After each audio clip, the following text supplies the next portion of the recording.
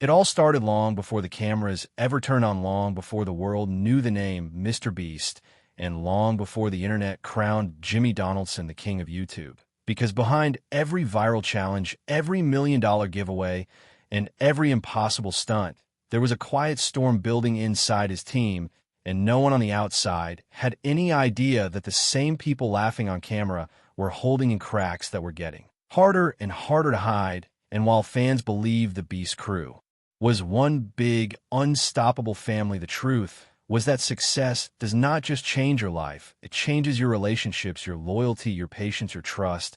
And the higher the numbers climbed, the more pressure began to push every person who stood beside him. And that pressure did not care about friendship or history or the years they had been together, only cared about breaking whoever stood in its way. And this story, the one no one wanted to film, began on an ordinary Tuesday morning in the old Greenville studio when Jimmy walked in with a wild idea that should have been just another viral hit, but turned into the moment that exposed the first fracture in the Beast empire.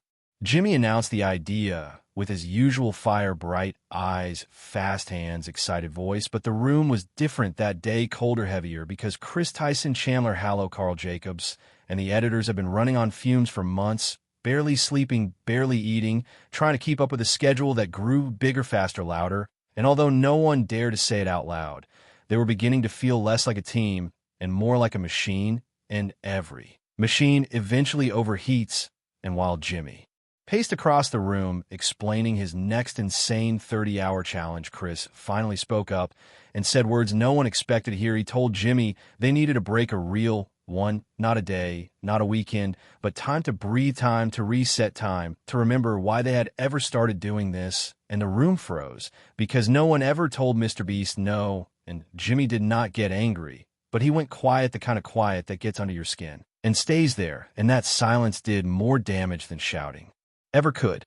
The next few weeks were a slow collapse, disguised as productivity arguments behind closed doors, late-night messages that sounded like apologies but felt like warnings, editors quitting without finishing their projects, Chandler showing up exhausted, Carl overwhelmed by the pressure of becoming a fan favorite, Chris fighting his own internal battles while balancing the expectations of millions, and Jimmy trying to hold everything together with the same relentless energy that had built the channel from nothing. But even he could not control what was happening behind the scenes, and fans noticed the gaps, the missing faces, the strange tension, the moments where someone's smile did not quite reach their eyes, and YouTube kept asking, "Where's Chris? Why does Chandler look stressed?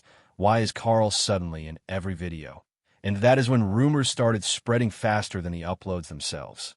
Then came the breaking point of video shoot that was supposed to be simple, a classic Mr. Beast challenge, but lasted 20 hours longer than planned. Equipment failed, tempers broke, and someone finally said what everyone had been thinking, that Jimmy cared more about the video than the people in it. And it hit him harder than anyone expected, because Jimmy had built everything on loyalty, kindness, charity, the belief that his success meant nothing if he did not bring people with him. But in that moment, the people he trusted most felt invisible, unheard, replaceable, and he realized that somewhere along the way the mission had gotten blurry, drowned by numbers and deadlines.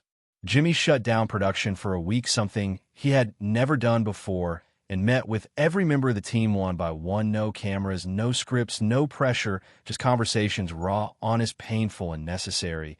And he listened, really listened to their exhaustion, their frustrations, their fears, their grief. And for the first time, he understood that leadership was not about pushing people to greatness. It was about protecting them while they got there. And changes happened fast, better schedules, mental health breaks, team structure, new hires, more editors, real days off. And slowly the laughter came back naturally, not forced, not filmed, real.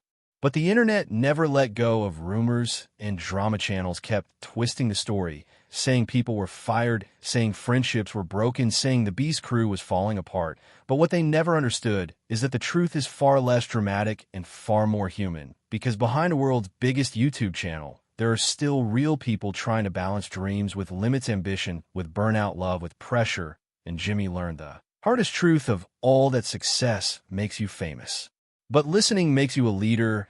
And although the team still has its challenges, still has moments of tension, still has days where the pressure feels impossible, they stay. because they believe in something bigger than views, bigger than money, bigger than fame. They believe in each other. And that is the part no one sees and the part no one can take away.